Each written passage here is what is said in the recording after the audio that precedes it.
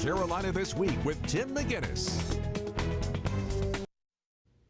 Good morning and welcome to Carolina This Week. This week we're going to continue talking to the people that want to fill U.S. Congressman Tom Rice's seat on the Horry County Council as council chair. One of those people has already served on council before. His name is Mark Lazarus, and he joins us this morning to talk a little bit about his candidacy. Thanks for being with us. Thank you for having me. I appreciate it.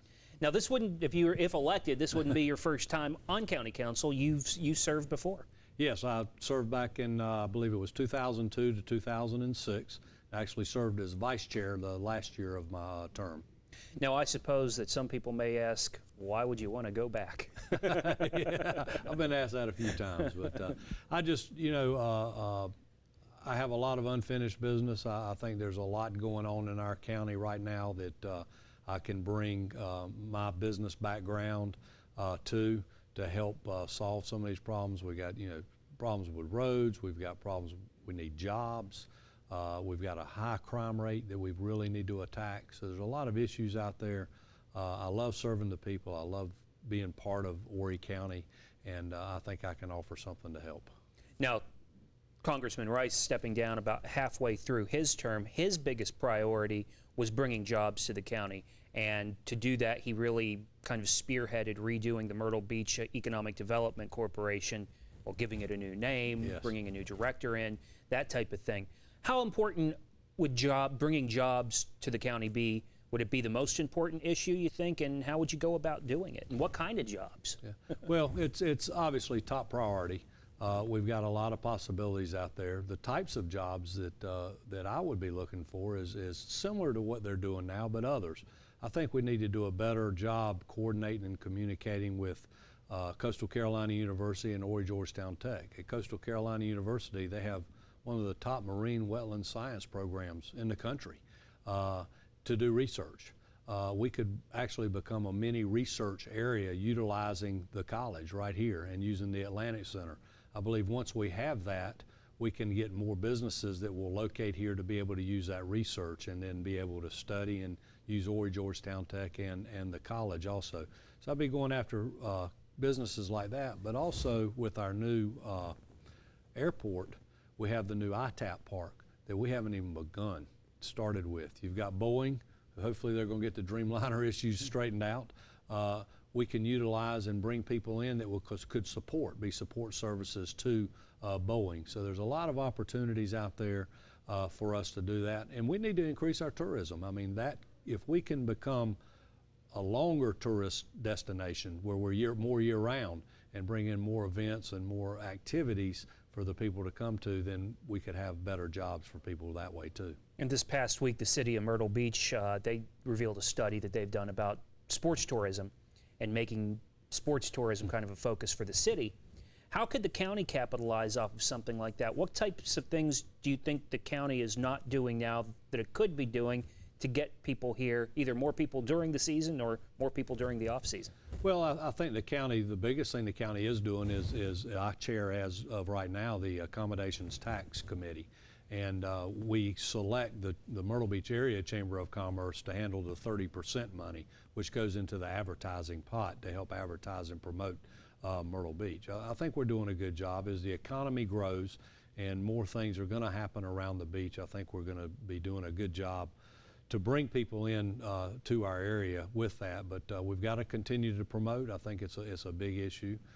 Jobs are definitely going to be on top of my list, but crime is the other. You asked the question a minute ago about, what are my top priorities?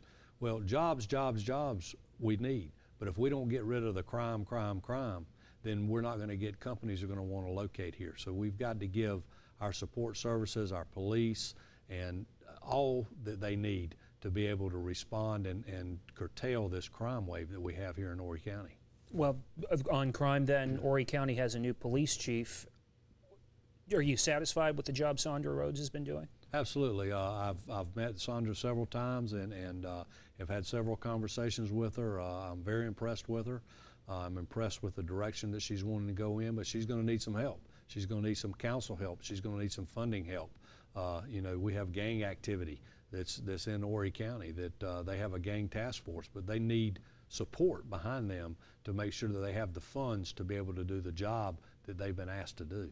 How about well, you're talking about spending money. How are we going to get money to spend? And I know you're a conservative, so I know what the answer is not going to be. No, we're not raising taxes. I'm going to be very diligent with that. That's where my business background comes in. We're going to go through that budget with a fine-tooth comb. And if everybody remembers back when I was on council, I was a leader in that. I served on the admin committee, and I really went through the budget. I study the budget. I'm up to date on the budget, and I find money within the budget and help cut expenses. Government is growing. Let's see where it's growing and where it doesn't need to grow as much, and where we have extra revenues to be able to support these other services. Our employees at the county level, we got to protect them at the same time. There's a lot of issues going on with health care and with pension plans. I need to take my business background again. I've hired thousands of employees over the years, and we have health insurance for employees and benefits and things of that nature. I want to use that knowledge that I have to come in and help study it with the staff and with the rest of council, so we can all be players in this thing and hopefully work out a better solution for our employees. It seems like you can't run for office in Horry County and not talk about I-73, so we need to talk about I-73 for a minute, because of course everybody wants I-73 here. Yes. Then Chairman Rice told me if he could just get the portion of I-73 built from I-95 to the beach, he'd be happy and almost consider it job done. How will you work to get I-73 finished, or get I-73 really off the ground and to the beach? Well, we're going to continue in the same path that we're doing. We've got to get funding for it. We're going to have to go to Washington.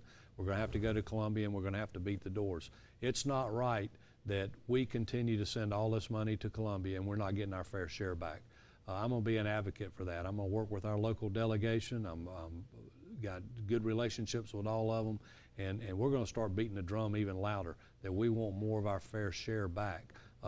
It's not right that Charleston built a big old bridge in Charleston, but the state paid for it. So in essence, we paid for it. Same thing, they're getting ready to dredge their ports in Charleston. The state's paying for it from surplus money. We got none of that for I-73. Something's not right. It doesn't make sense. I know we can do better than we're doing in that. But as far as roads, we really need the southern connector on the south end of Myrtle Beach. I'm going to fight hard for that southern connector. That's not only for an economic development interest, but also from a safety standpoint, so we can get people out of here in case we do have another Sandy hurricane that comes in here instead of up north. We've got to protect our citizens that way and protect our tourists. Extension of Highway 31 so we can move people around. And then the old 501.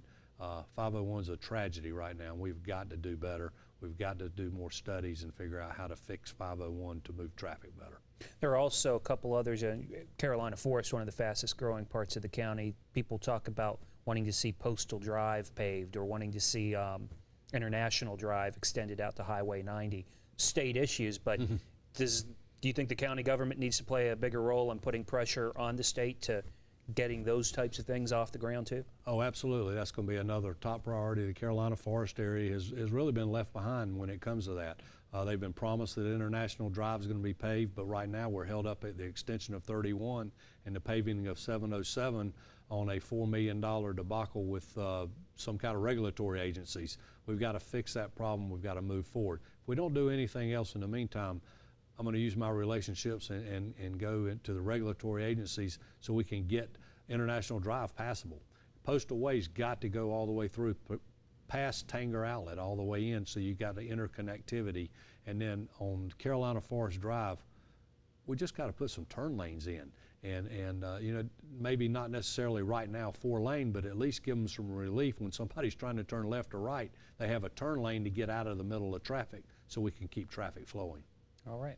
Now, just so people know who you are, in case people are wondering, well, who is this guy, Mark Lazarus? If you're new here, you are owner of Wildwater and Wheels, and you also are a local businessman. You work with Waccamaw Land and Timber, and you've served on council before. So my last question I ask to every candidate, why should I vote for you? Well, I'm a 36-year resident of Horry County. I've raised my children here. I have 3 beautiful children, 2 in college still, 1 just graduated.